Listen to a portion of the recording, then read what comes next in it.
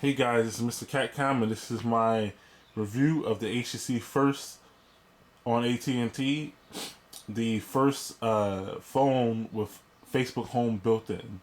Hope you guys enjoy the review. Let's get into it.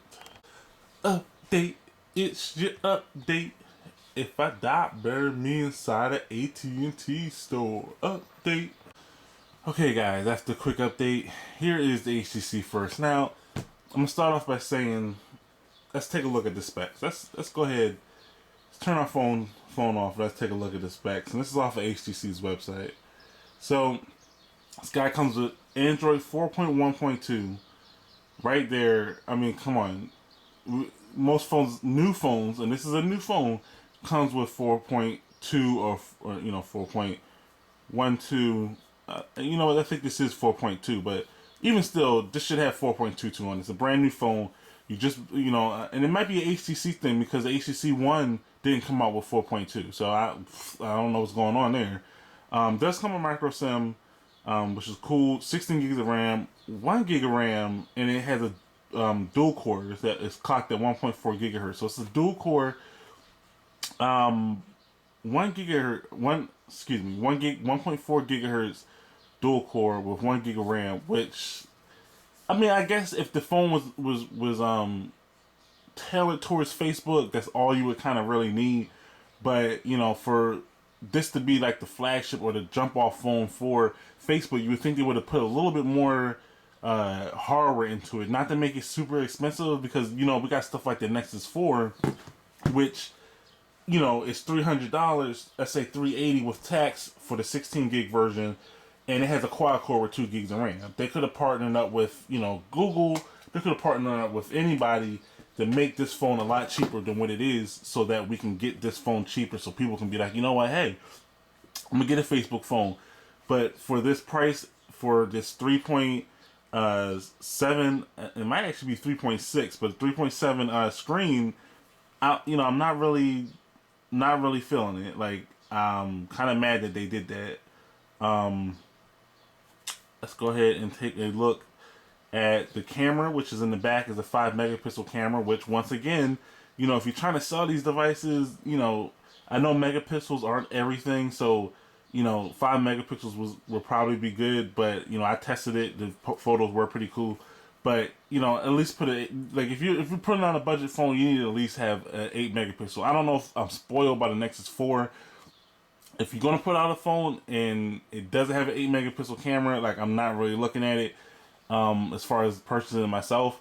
It does come with 1080p full HD recording, which is pretty cool, and 22,000 milliamp battery.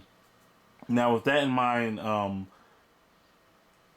we've seen with the Nexus 4 that, hardware isn't everything. I mean, even though the Nexus 4 does have really, really good hardware, it's not everything. As far as, if you have the good software, then the hardware, will be okay. So let's not worry about that. Let's go ahead and look at it with the software itself. So when you unlock your phone, you come to your Facebook, like, your photos and your Facebook stream gets thrown in your face, for lack of better words. Which to some may be cool. I don't use Facebook like that. My Facebook is kind of getting old. I just really pretty much, follow anime sites, follow other people that I know personally. But, I'm not really super hype on Facebook. So, I'm going to have photos of flowers and, whatever else. Like, it's one of my friends has a bunch of flowers on here. But, okay, that's cool. But the one thing I hated about that is that, okay, so say I'm following somebody that, I might have got a article off of, or I might have followed somebody from an anime site, or whatever. And normally they post okay things. So let's say that this person goes crazy one day and posts a picture of, let's say, a dead person. That photo that comes up in your timeline that you don't know, like, cause you can like people's pages. Those pages come up. I've seen the pages come up. I've seen other people come up. That photo will be on your phone. So if someone looks at your phone, even on yourself, if you're looking at that phone, you might be appalled by that photo. But what if someone looks at you, or they're looking over your shoulder and they see this photo just pops up on your phone? It's like, you don't have, I don't know, and I look I really look, but there's no way to tell what comes up on the front of your screen, and I really didn't like that. Now, this is easily addressed in the update, so I mean, I'm not going to harp on that. You drag your little face to, the apps here, Messenger, or go back to Facebook. We're going to go ahead and go back to apps. When you hit apps, and when you hit the circle, you get to this. This is your app drawer. Now, the one thing that I hated about this is that, okay, yeah, I'm a Google fanboy. I love Google, but I do test out other things. Like I said, I have Google Plus and I have Facebook. The cool thing I like about Google Plus is that when you sign in, and whether this be an Android thing or a Google thing, whatever it is, Facebook should have did this. Let me go ahead and see if I can find a photo to show you guys. Okay, so here is some photos for Android Pop TV. Now these photos are not on my phone. These are photos that come off of my albums, or my albums that are online on my Google Plus. So say I have photos in Facebook and I want to look at the photos on Facebook. Naturally, I will go to gallery, and there's nothing there except for one photo that I took. And of course, this is the photo. Took some food. This is a photo off of my Facebook, so I did a screenshot. But these are all the photos I have. So then I'm sitting here like, well, where's all my Facebook photos? You have to actually go into the app itself to get to all the rest of your Facebook content. I kind of thought that was weird because of the fact that if this is the Facebook phone, you would think they would kind of bundle everything together. They already bundled Messenger, so that's a separate app. You can text message with that. You have Facebook itself. That was a separate app. I mean, I would have thought that would have been integrated. Even Instagram, Facebook brought Instagram. Why aren't my Instagram photos automatically coming up in gallery? Why do I have to open up the Instagram thing? They should have like a link that says like gallery or photos from within like the actual launcher. Click on it and then it goes there. So I mean, like I really didn't like that. You can also go into home settings, and this is probably like the only thing I like about this phone, and you can actually turn off Facebook Home. Alright, so I'm gonna go ahead and turn it off. No, I want launcher. And boom, there you go. It's a regular Android phone, which is cool, which is fine. Alright, that's, I'm cool with that. But it's like, for all that, it's keeping me from buying an Nexus 4, really.